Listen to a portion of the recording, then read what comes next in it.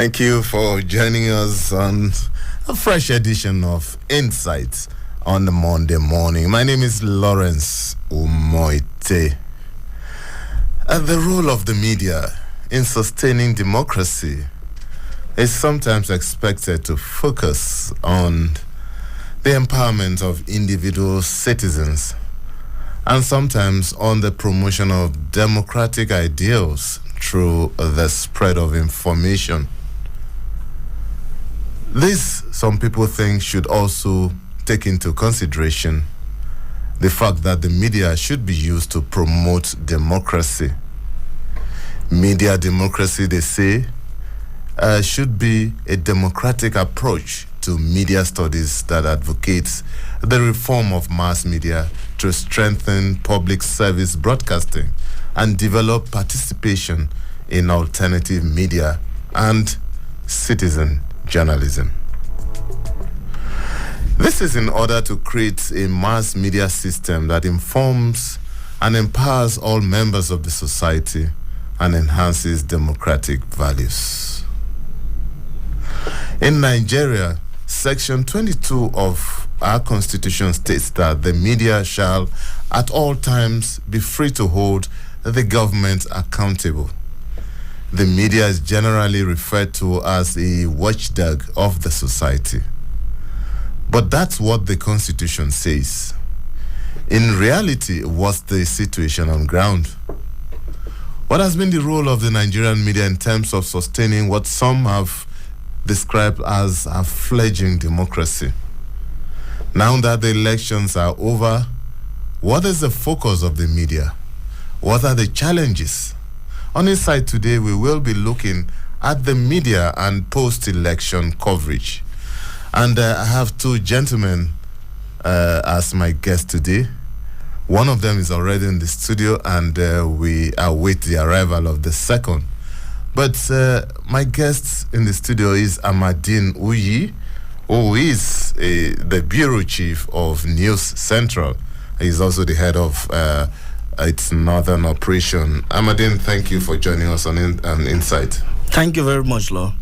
Yes, and we are still expecting our colleague Bode Gbadebo, who is an online editor at the Leadership newspaper.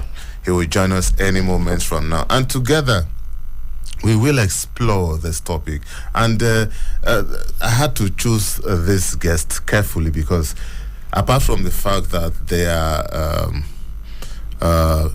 people on ground, they are reporters by their very training, they are journalists, they are also senior people in the profession.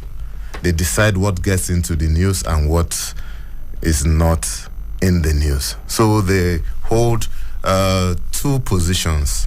One, the guys on the street, in the trenches. They feel the pulse of the people directly.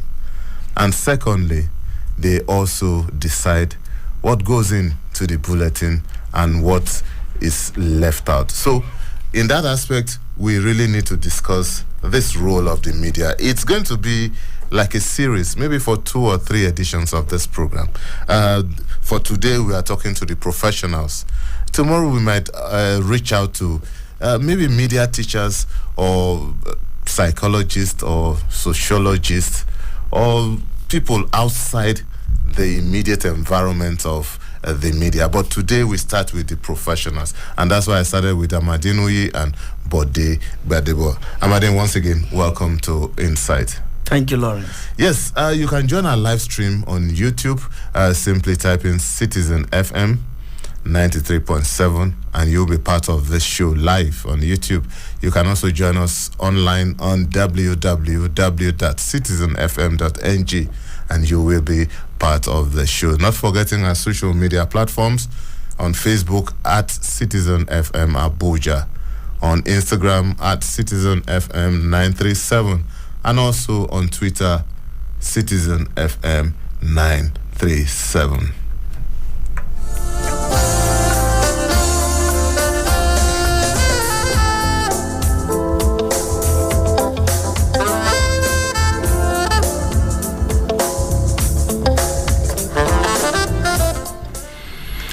And so, that's how it's going to be on Insight for today. In the next 45 minutes or thereabout, we will be exploring the challenges of the Nigerian media now that elections are over, what we are entering into a new phase. Ahmadine, let me start this way.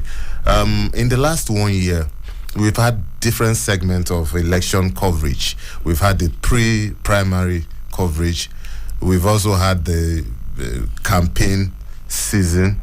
We've also had the coverage of the election, and we've also noticed covered events immediately after the election. Now that the elections are over, we have gone into the next phase, which is expectedly supposed to be governance.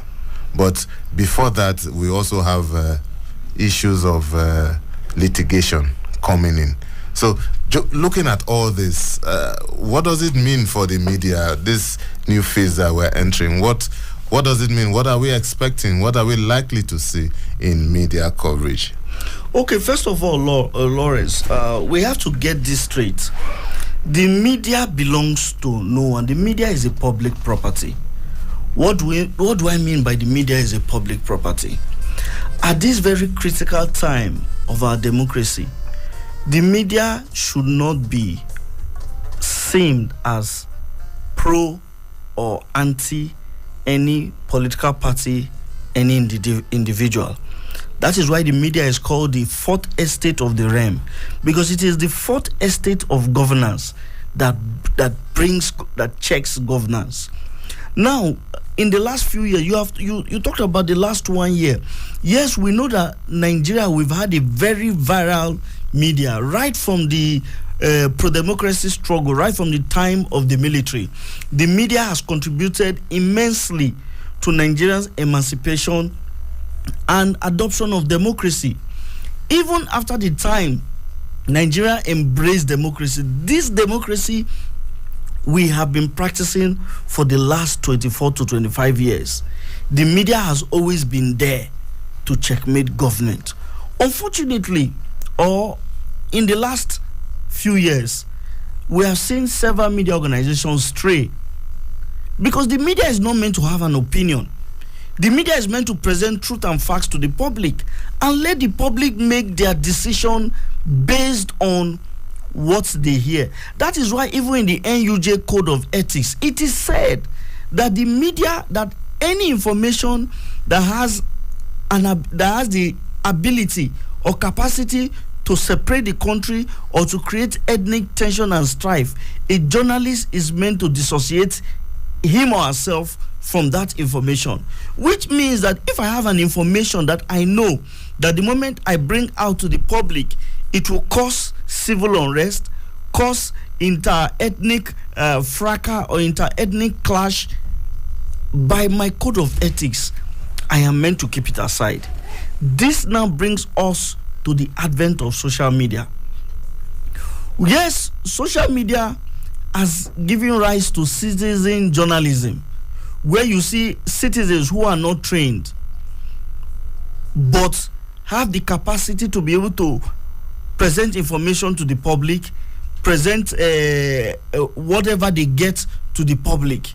So this is where there is a problem, where you see the trained journalists who must censor their information because they are objective. Because if there is no country, a journalist cannot practice his profession. You must have a stable and peaceful country before you can practice journalism. You must have a stable and peaceful country before you can successfully protest in peace.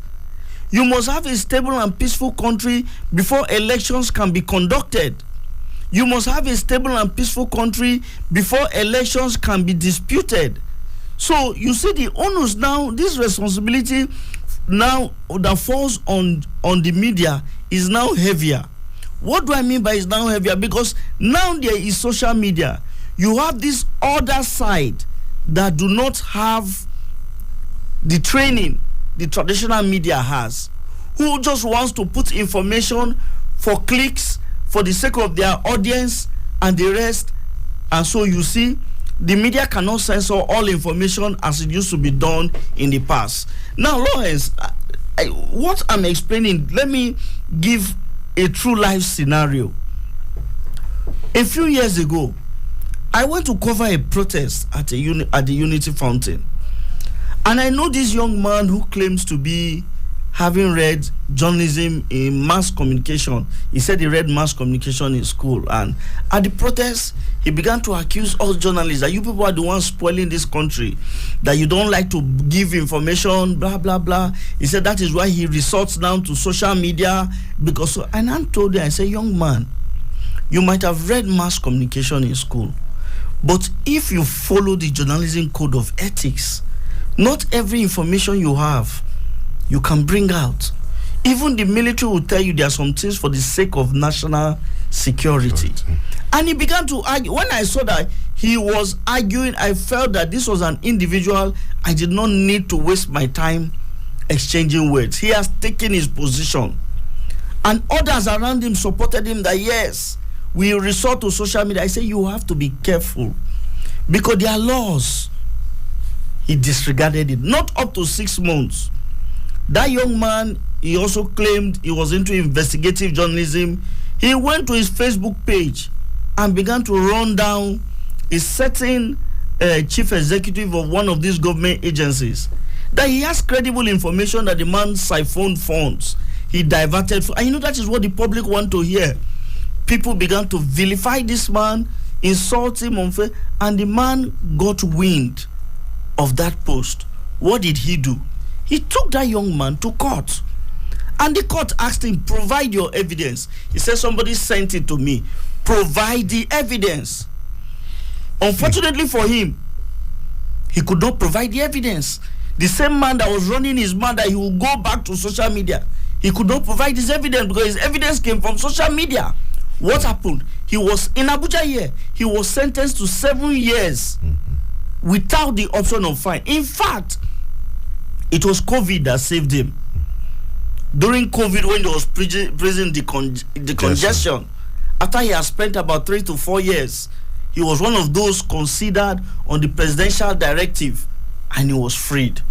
So you see, a lot of individuals, especially our youths, they think you can go on and put nonsense on social media. I see it every day. Without facts, somebody just told you, you put it, you are there. They don't understand that you can be sued. Okay, Madine, I'm sure that we'll go into details of some of these things. As Madine was just talking, our friend walked in, Bode Gbadebo, who is an online editor at the Leadership newspaper. Bode, thank you for coming. Good morning. Good morning, Abuja. I know that Mondays are very critical days for editors and for journalists. So we really appreciate you. Thank you so much. My pleasure to be here. Coming in, yeah. So, Bode, elections are over. The media, the tradition, and when I mean the media this time, our concentration is on the traditional media. The media has its hands full of so many competing news items, litigations, governance issues, threats to security, and so many. As you are an editor, what are the things you consider now as those top priorities in selecting or considering what goes on, what goes to the public? Exactly. I think the underlining words or the operative words is the public interest. Whatever we are considering, we'll be doing that in public interest at all times. So, like Mr. Amadi, I've highlighted a lot of issues confronting the media in this post-election era. But then the most important thing is for people to be educated, actually. I've seen a lot of disinformation, misinformation, crass ignorance, especially on the social media. People don't even know what is at stake or what are at stake. The issues at stake. All what they are after is to bring down people, talking about personalities instead of issues. Peter Obi every day, Atiku Abubakar every day, Bola Tinubu every day, Muhammadu Buhari every day. These are personalities. And people are fixated on them instead of issues in public interest, issues that can move this country, forward. Like you said, the post-election era already. What is the media doing? Or of course, you know that we have been reporting what is happening at the Presidential Election Petition Tribunal, which is at the appeal court. You know, a lot of Nigerians don't even know what the litigants are after. Why is Peter Obi at the tribunal? They don't know. What his fight? What his prayers are? What his fight? They don't know. They don't know. They are just castigating. Why should he go to court? He didn't win. He didn't win. Forgetting that he has a right enshrined in the 1999 Constitution as amended to seek redress if he perceived injustice, cheating in the electoral process. Whether he won the election or not, it's a different ball. It's a different thing. Whether the process was fair to him is another thing. So I think, for record purpose, he need to seek redress, and which he's doing now. Why is Atiku before the tribunal? What will Tinubu be saying to defend his mandate? People don't care or what they want. Oh no, my people, my religion, this, that. You know, a lot of things happening. And just yesterday, look at what happened again. A video, an audio clip became viral, purportedly to be between the Labour Party presidential candidate and the founder and general overseer of the Living Faith Church, Bishop David Oyedepo. And you see what have happened in the last 24 hours. And I asked myself, it is good that this kind of thing is happening. Yes, we have seen a Peter Obi Oyedepo audio clip, even though the principal actors are saying we spoke, but this conversation has been doctored. This is not our real conversation. But whether it is real or not, we have seen that. But can we see other people's conversation? Why should it be Obi Oyedepo? Did Tinubu speak with anybody? Did Atiku speak with anybody? Or are we just fixated? And what is happening is not new. It's happened everywhere. It's just that we try to paint specific persons in bad light. But then, what is the role of the media? Yes, the media, as the fourth estate of the realm, like he said, is just to lay bare the issues for Nigerians to understand. But unfortunately in Nigeria, it's a different thing for the media to lay bare the issue. It's a different thing for Nigerians to choose to understand the issue. They make a choice. At times, you see the issues, you choose not to understand the issues. You want your own biases, prejudices, you know, political leaning and the rest of them to determine what you believe. But then, that will not deter the media. We will continue to educate, inform, because these are cardinal functions of the media. Educate, inform the people in public interest so that the nation or the country, Nigeria, can be at the desired place where we desire to be, whether now or in future. So it's a journey, and we'll continue to be on that journey. Okay, Bode, let me stay with you. You are an editor, and not just an editor by right and by your training, you're also a reporter. Exactly. Now, there's this issue of censorship. There are different schools of thoughts on this. The media should sometimes, even Amadine alluded to part of it, that as reporters, as editors, as people in the media, sometimes we also need to be circumspect with the information we have and with what we let out. Exactly. Now, where should this censorship start and where should it end? How do we draw a line between that controversy, national security, public interest? How do we get around this without compromising each aspect of it? Exactly. There is always a line.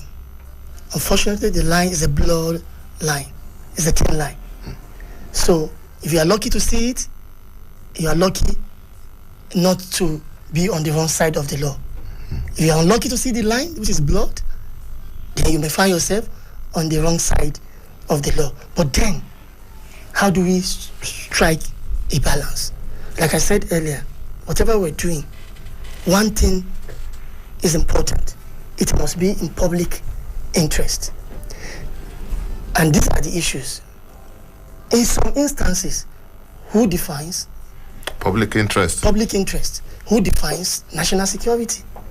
At times, government will tell you, you are crossing the line and you are injuring national security, even when that is not correct, just to cover their own misdeed. And that is why we have the Constitution. You saw what happened a few days ago. One of the popular television stations in the country was slammed a fine of 5 million naira. Am I right? Yes. Just because one of the key political actors in this 2023 election said some things the NBC found offensive. And I went back to check on YouTube that video, and I discovered that yes, the guy was saying his personal opinion. At the same time, the anchor of the program was restraining him, and it was a live program. Will he stand up and cover his mouth? How do I know as the anchor? How am I supposed to know what is in your mind? What are you about to spill out? But if that program were to be a recorded program, and you still refuse to remove offensive parts and hear to the public, yes, I agree, that is an offense. But a live program, the right thing to do, if you have evidence that yes, what that man on television, the guest said, is actually offensive, you use the TV program recording as an evidence before the court of law. But the TV station ought to be out of the whole case. Now, what has happened by slamming a fine on that TV is an oppressive censorship.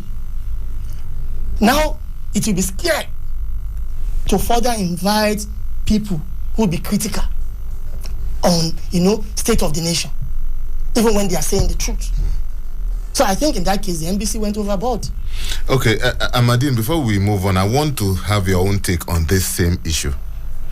Now, I think I watched that program. And to be very honest, I'm a broadcast journalist. I've aired programs. Just as Badibo has said, there are some things you cannot do. You cannot stop while you are having a live program. But you must steer the conversation. And I think to be very fair and honest, the presenter of that program, Shehu Kimbaloye, he steered that conversation professionally. Because I remember how many times he tried to reprimand the vice presidential candidate of the Labour Party when he made those insightful statements. I said, no, you don't have evidence, you cannot say this, you cannot do this. But just like Bode has said, we're in a democracy. I think that TV station should go and test the popularity of that decision in the court of law. Because the court has the final say. The court will bring out evidences and know if that station stepped overboard or if the NBC itself stepped overboard. Sometimes some of these things are good so that when you test the popularity of that decision, it will enrich our democracy and it will tell us as practicing media practitioners whether we are going overboard or whether we did the right thing. My opinion, if you ask my opinion, I think that fine was unfair. But my opinion on this issue does not matter because the fine has been slammed on the station and it is the responsibility of the station to now tell the NBC that yes, that there is a code of conduct. We did not err from the code of conduct. Because while you cannot take it away from the NBC that it is their job to regulate the media, but it is not their job to be the accuser, the jury, and the executioner. So let the court test whether the NBC went overboard or whether the station went overboard. But my own position is this: a media organization, especially for us broadcast media organizations, we must censor ourselves. We are not social media. We are not in the category of social media. We are not in the same class with those who call themselves influencers or those who have several likes to their profiles. We are not in the same. I remember a story a few years ago. Bishop Kuka told us when he was addressing this issue of media reportage, and he talked about a certain at a point in time he was having a celebration, and because he has served in the East some time, that his church members wore this, you know how they dress, this anko with his picture on the buba wrapper and everything, and they were traveling. He said as they were traveling, they passed, no, there was another referee, not him, but he said that he had just passed, he was coming from behind. So that bus passed Kafanchan and had an accident and somersaulted. And the bus was so mangled, several of the people died on the spot. So when the villagers who saw it, you know how they dress in that part of the area, in the long jalabia, long kaftan and the rest, when they saw it, they tried to go and rescue the victims. And the bus was so mangled that some of them had to bring axe and started trying to break the iron of the bus. He cut it to bring out people.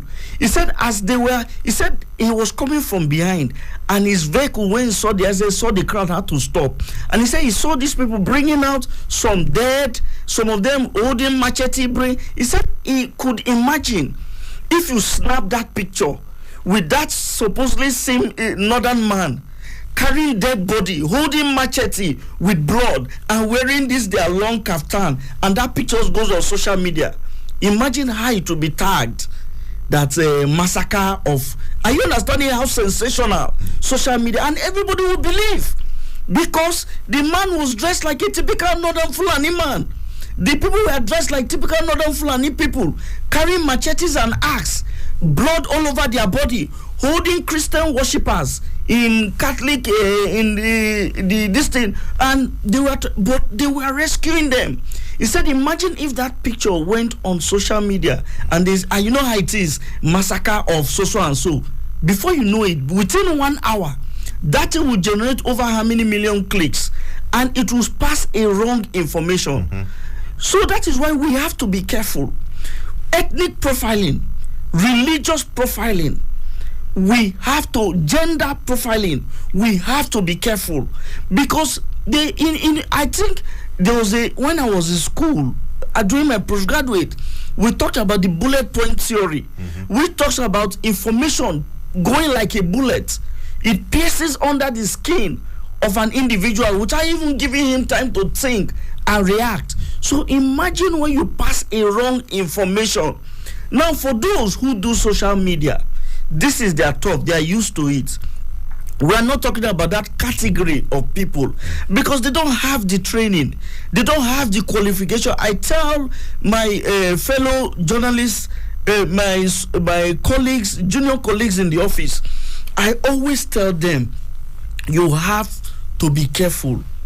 Facebook, social media and the rest, they don't convey 100% of the information you want to convey. They don't convey it with the emotions and with the meaning. People interpret whatever you post for whatever, based on whatever biases they have. So when you come out and say, as a journalist, this is this, without evidence, you are doing so much harm to the system, harm to the public good, and destroying that trust the public has placed on you as a media practitioner. All right. If you're just joining us, it's still Insight on Citizen FM 93.7, and I have my guest Amadi Nuyi and Bode Gbadebo, both of them senior journalists. Amadi Nuyi is a broadcast journalist, head of News Central, and Bode is the online editor at The Leadership, and both of them have been looking at the challenge of the media post-election in Nigeria. We'll take a short break, and when we return, the phone lines will be open.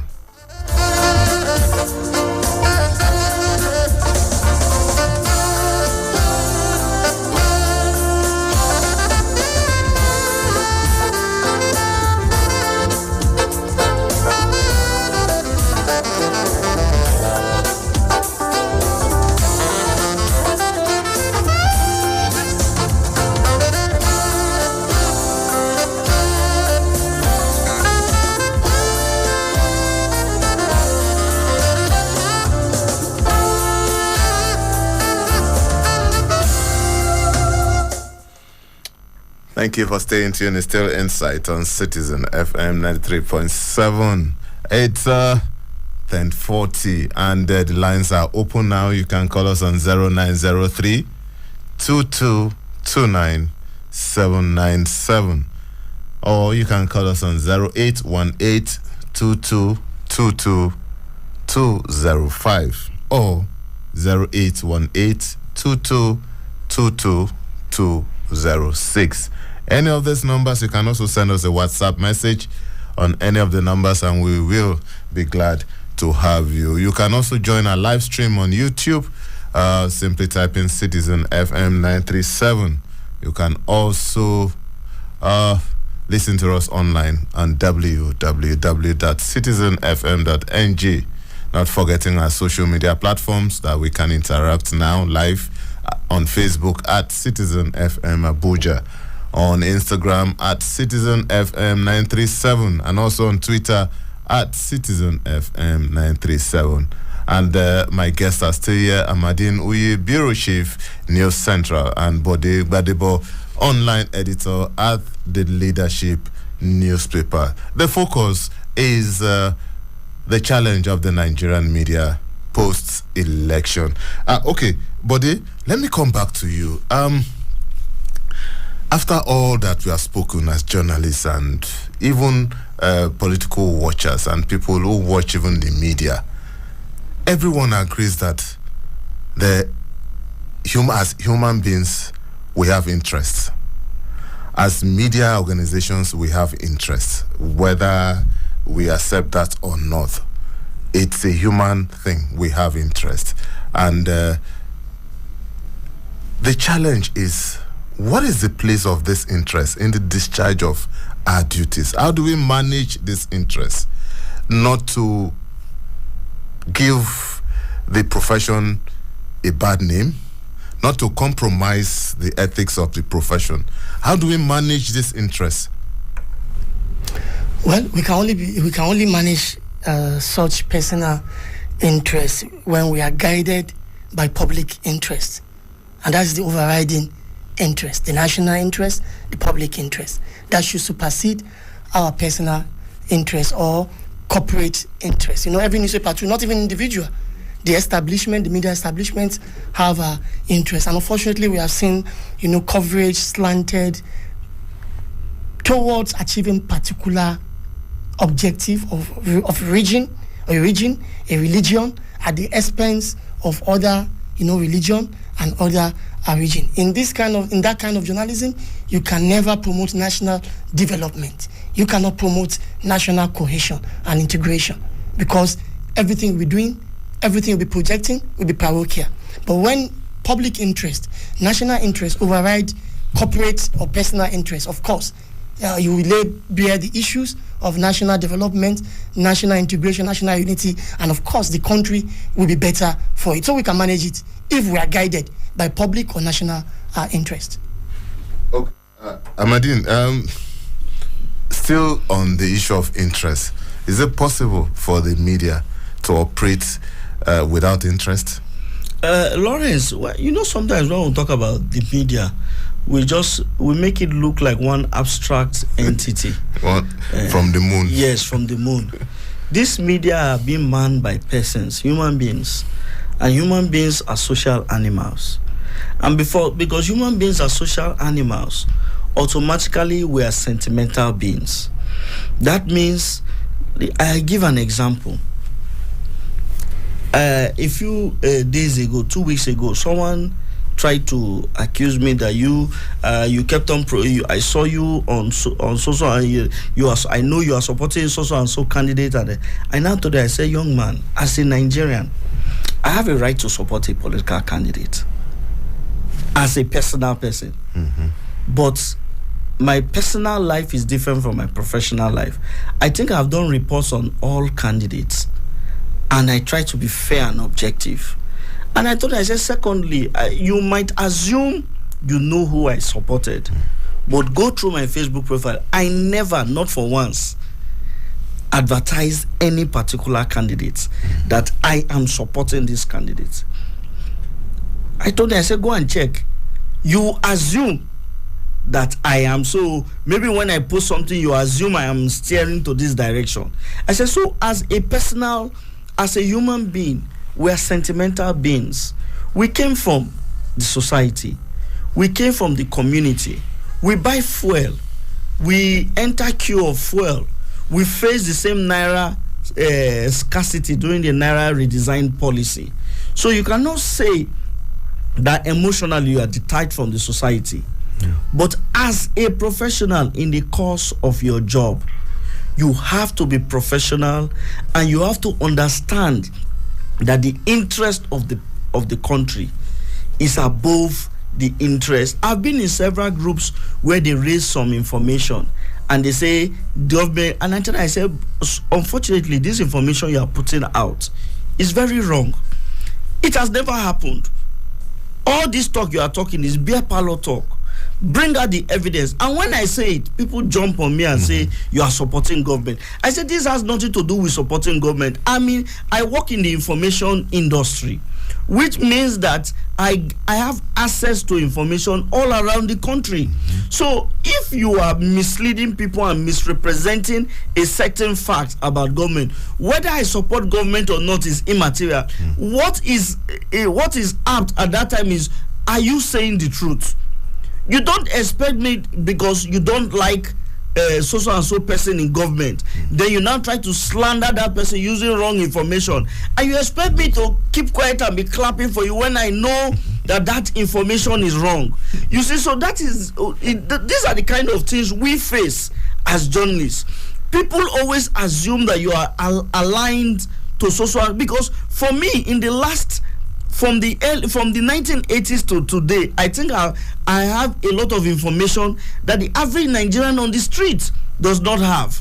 From 2011 or 2010 till today, I know a lot of government policies, government initiatives, government interventions that if I have not covered it myself, I have colleagues who have covered it. We sat in the same newsroom. They have done stories. They have brought out facts. They brought out evidences. So when the average person who is on the streets just get up and makes a general statement and said, "This is this," just like I was in a gathering a few days ago, and they were talking about security in the Gulf of Guinea, and somebody said, one of the so-called experts said, he talked about government not doing enough, not deploying technology, not utilizing resources to provide. And I told her, I said, I'm sorry that this information you are giving is very wrong. I now told him, I said, I as a journalist, I know of 2 initiatives in the last 8 years, or let me say in the last 3 to 4 years. One that has brought improved security in the Gulf of Guinea. We have the Falcon Eye project. We have the Deep Blue project. These millions of dollars have been spent on it. And they said, no, that why will I? I said, I am telling you because I have information. So when you come out and try to criticize, and you are criticizing not from an informed position, I, as a journalist, it has nothing to do with whether I am friends with the people who are promoting this project or who are executing this project. What concerns me is that this is the truth. Security has improved in the Gulf of Guinea. Government has deployed technology. There is the Falcon Eye that gives a bird's eye view via radar of the entire Gulf of Guinea. There's a central command and control structure. We also have the Deep Blue project that has put in resources. I said these are things that you might not know, but I know. So you see, when we now talk about sentiments, about interest, we have to be able to separate ourselves from what is truth and what is fact. So like my colleague said, and my friend and colleague said, national interest should supersede our personal biases, our personal interests, and our personal sentiments. Okay, Amadine, I quite feel what you're saying, because I'll give you some scenarios, very short one. I'm in a WhatsApp group just like all of us, and there's this WhatsApp group that we belong to, which unfortunately we have a lot of journalists on that platform. And one of them said to me, I know that you have access to a lot of information. Please, if you cannot publish those information you consider as untruth, please send it to us. We will post it on our social media page. And I was shocked. And I said, to what effect would that serve? You know that this information is not true, and you're going ahead with it. That's one. Two, just like Amadine said, recently there was a story about a former lawmaker who is in trouble somewhere, and this story came out that don't mind him. When he was in the National Assembly, a budget of one, they were supposed to set up an institution and everything, and the man took all the money and ate it. Just now, because it's in a similar problem. And if you just look at the story, I said, even without being a journalist, if you go to school and just read that, you know that it doesn't make sense. Amadine, you covered the National Assembly just like I did, and you know the budget procedures. You know that somebody cannot just sit somewhere and they say, oh, money that was budgeted for the construction of this, somebody just ate it. And nothing happened. And nothing, just like that. In Nigeria of today. How did the release? In Nigeria of today. How did the release? Where we have the ESCC, ICPC, how many gatekeepers? It doesn't just work that way. And but I think we shouldn't give up as journalists. It's our responsibility, because there are two sets of people we are looking at now. There are people who genuinely don't know some of these things. There are others who are mischievous, who know these things, but because of maybe personal political interests and everything, they try as much as possible to make sure that they destroy the image of some of these things. But for those people, Amadine, Bode, we may not be able to help, because they say it's only a man who is sleeping that you can wake. The one who is pretending to be asleep, you cannot wake him. So somebody who mischievously wants to publish bad stories, you can't help him, because he already has made up his mind. But for those who are genuinely ignorant about how government processes work, how governance issues are treated, how democratic processes go ahead, I think let's take this call. We have a call here. Hello, good morning. Hello, good morning. You can call back. I picked the call. Okay, you can call back. The number is 0903 2229797. You can also call us on 0818 2222205 or 0818. Yes, sir. Hello, good morning. Hello, Lawrence. Good morning. Hello, good morning.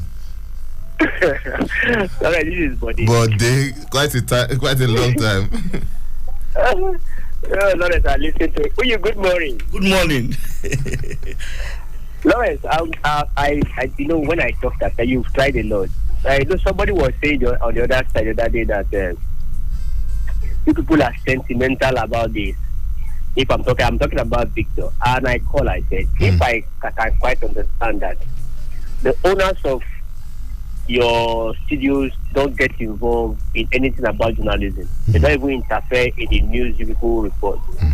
And the person says, because I am part and parcel of people, and I'm not even a journalist, I've been an ardent follower. That is what some of you suffer at times. And just like the news you said, somebody sent that news to me, and I said, they need to add such an amount of budget. Well, Lawrence is here, but the bottom line is this. Until we begin to put away sentiment, people will always say to be sentimental about issues, but we should look at the sentiment issue. There's no other country like ours. What the journalists go through is a lot. Just like what I said, I have this the element of editing and about the writer is also plot me. I think I read a lot about two people. Yeah, Mr. Ajekuko said something the other day when he was interviewed by NS. He said, if people should put out what you knew, the country will be in flames. But because you must protect the country we have, whatever people say should not bother you people. That is justice. You have the good and the bad. But if you know what you are doing it well. Time and season will judge you all. Good morning. Thank you so much, Bode. Gentlemen, unfortunately, we are completely out of time. Amadine, your parting words. Do that in 30 seconds, please. I would like to crave the public that we have only one country called Nigeria.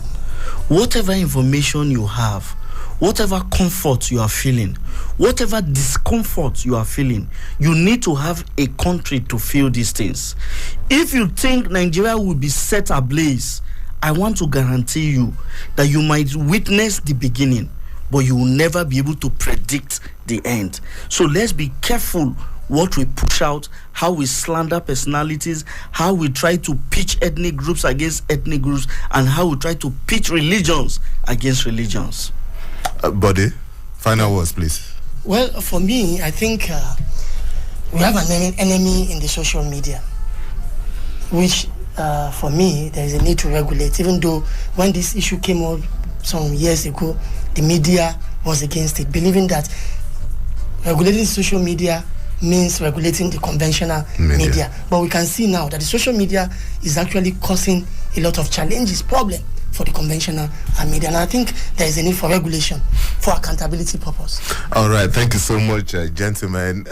Amadi Nui, Bureau Chief, Neo Central. Thank you so much for your appearance on Insight. And Bode Gbadebo, online editor at the Leadership newspaper. Thank you so much, gentlemen. That's our package on Insight today. Tomorrow, it's another day. We will stretch this discussion further. My name is Lawrence Umoette. Enjoy the rest of your day.